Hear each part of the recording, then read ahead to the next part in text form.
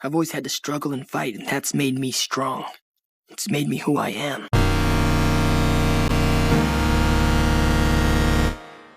I know my own destiny, Uncle. Is it your own destiny? Or is it a destiny someone else has tried to force on you? Stop it, Uncle. I have to do this. I'm begging you, Prince Zuko. It's time for you to look inward and begin asking yourself the big questions. Who are you? And what do you want? I understand.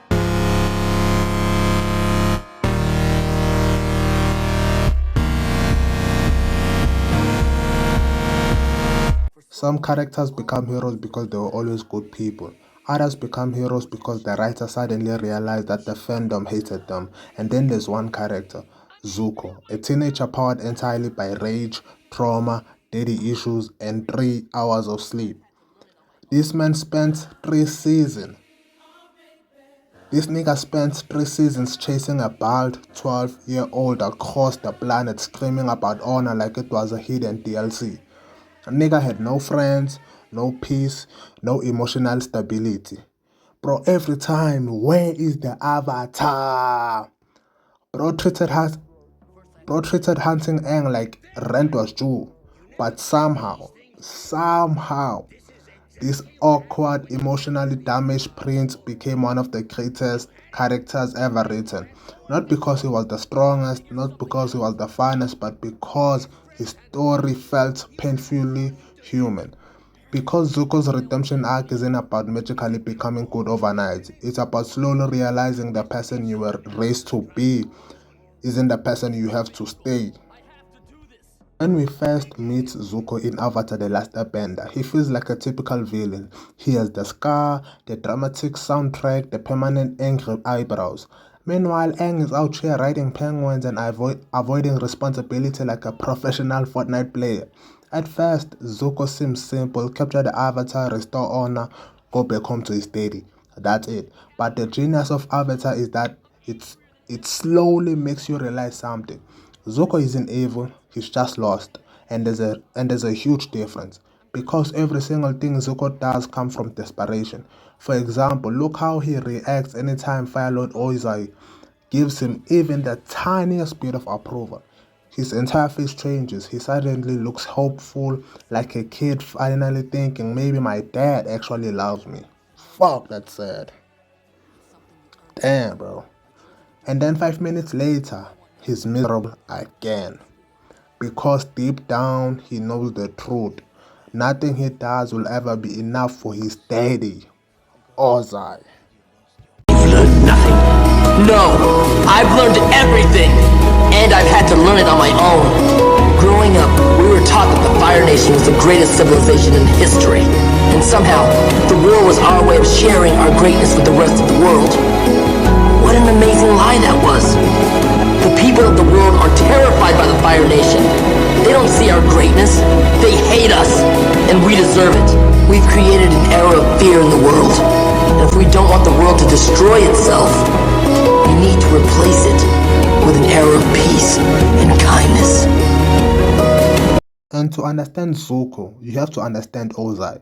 And honestly, this nigga Ozai might be one of the worst fathers in fiction. This man looked at his child and said, you know what would build character? Fire. And that's insane. The Agni Kai scene completely changes Zuko's character forever. During a war meeting, this nigga Zuko speaks out because he doesn't want the Fire Nation soldiers sacrificed carelessly. Think about that. The villain of the show actually shows compassion. And for that, his father, his own father, bends his face. Not an enemy, not a rival. His daddy. And the craziest part is that Zuko still spends 3 years trying to earn Ozai's love after that. That is what makes this... Oh, man.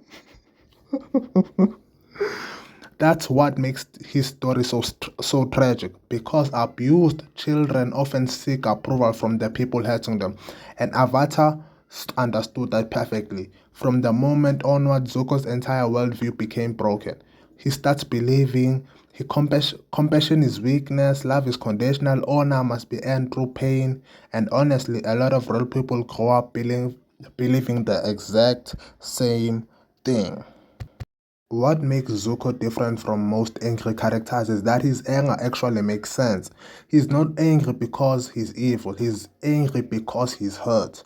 Every scene with him feels like watching someone trying to outrun their own pain. That's why he's constantly yelling. This nigga, I don't think this nigga even have an inside voice, bro. Like, even normal conversation with this guy, they always sound like boss fights. Uncle, I must capture the avatar. It's my destiny.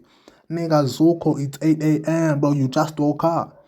But underneath all that rage is insecurity. He envies Azula because she's naturally gifted, and Azula makes his pain even worse because she's everything Ozai wanted. Powerful, ruthless, and emotionally cold. Meanwhile, Zuko is emotional, compassionate, impulsive. The exact traits Ozai hated are actually the traits that make Zuko human. And one of the greatest episodes in the entire series is The Storm, because it parallels Aang and Zuko perfectly. Aang ran away from responsibility, Zuko was destroyed by it. And then there's this incredible moment during the storm where Zuko chooses to save his crew instead of chasing Aang. Now remember, these are the same soldiers who mocked him for being banished. Old Zuko would have ignored them completely and let them die. So season 1 Zuko would have climbed over his own grandmother for a chance to catch the Avatar, but instead, he saves them. That moment proves something important, that the good person inside Zuko was always there, buried underneath years of pain, anger, and emotional confusion. Then there's Uncle Iroh, possibly the greatest mentor in fiction. I might be pushing it.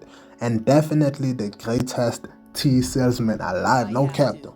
I'm convinced 90% of Iroh's wisdom came from that jasmine leaves.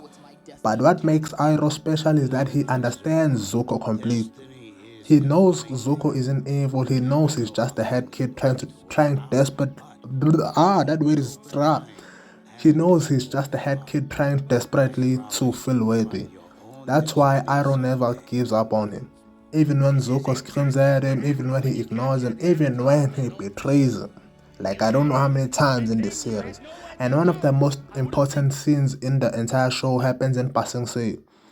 When Iroh asks him, who are you and what do you want? Begin asking yourself the big questions. Who are you? And what do you want? And Zuko can't answer. That moment is heartbreaking because it shows how empty he feels inside. His entire identity revolves around pleasing someone else. A lot of people relate to that more than they realize, no care. People spend years trying to become versions of themselves that others will accept. Parents, friends, society.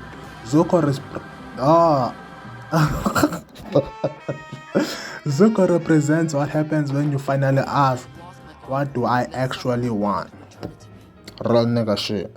Then Avatar does something genius. Zuko gets the chance to choose good and he fails. He betrays Katara and sides with Azula.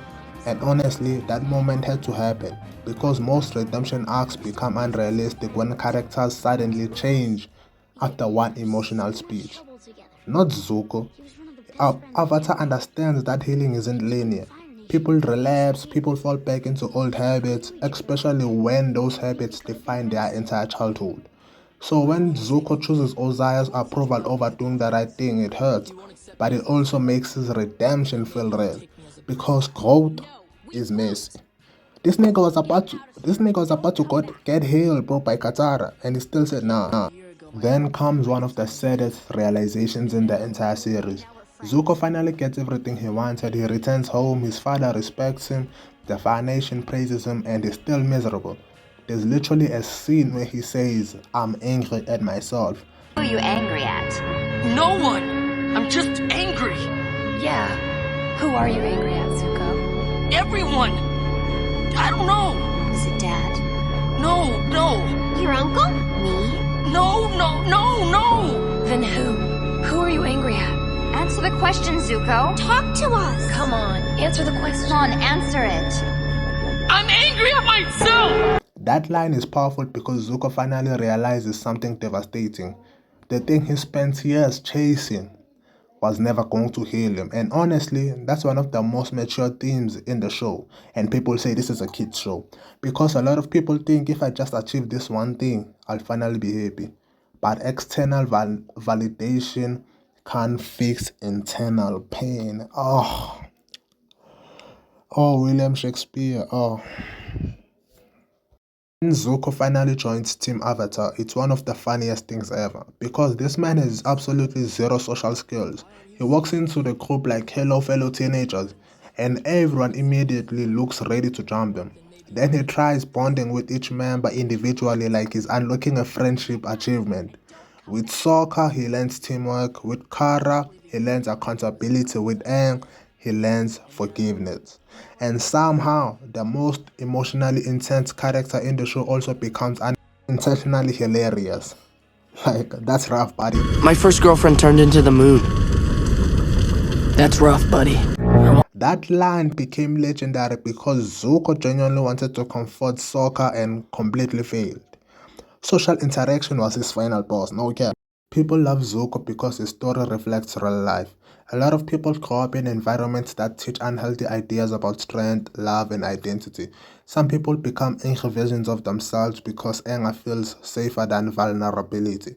Some spend years chasing approval from people who will never truly give it. Zuko teaches us something important.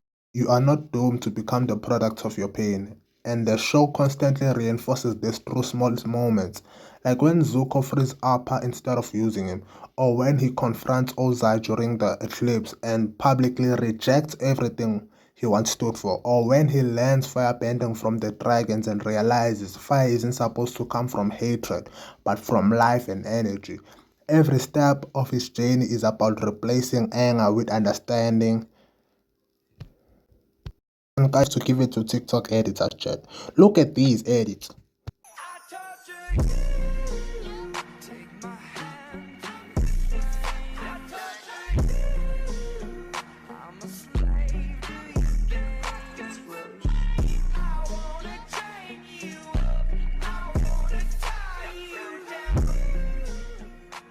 And by the end of Avatar The Last Airbender, Zuko becomes Fire Lord. But honestly, that's not the real victory. The real victory is that he finally finds peace with himself. The boy who once believed honor came from capturing the Avatar learns the real honor comes from compassion, truth, and accountability. He didn't become perfect, he became honest. And maybe that's why Zuko's redemption arc still stands above almost every other redemption story in fiction, even 26 years later. Because it doesn't just tell us people can change, it shows us how they can change. Slowly, painfully, awkwardly, and humanly. Your story may not have such a happy beginning, but that doesn't make you who you are. It is the rest of your story, who you choose to be. So, Who are you?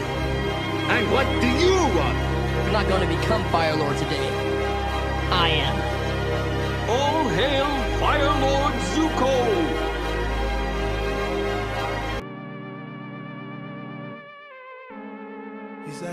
I understand. For so long, all I wanted was for you to love me, to accept me. I thought it was my honor that I wanted, but really, I was just trying to please you.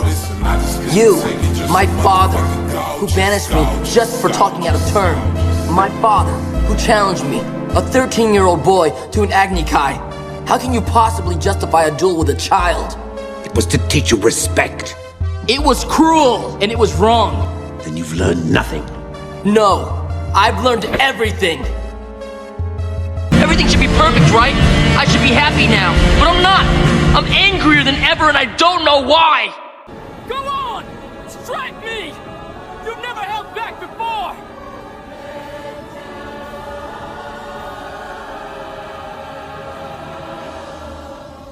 I should be happy now, but I'm not. I'm angrier than ever, and I don't know why. There's a simple question you need to answer then. Who are you angry at? No one. I'm just angry. Yeah. Who are you angry at, Zuko? Everyone. I don't know. I'm angry at myself. I thought I had lost my honor, and that somehow my father could return it to me. But I know now that no one can give you your honor. It's something you earn for yourself by choosing to do what's right. All I want now is to play my part in ending this war. I was never angry with you. I was sad because I was afraid you lost your way. I did lose my way. But you found it.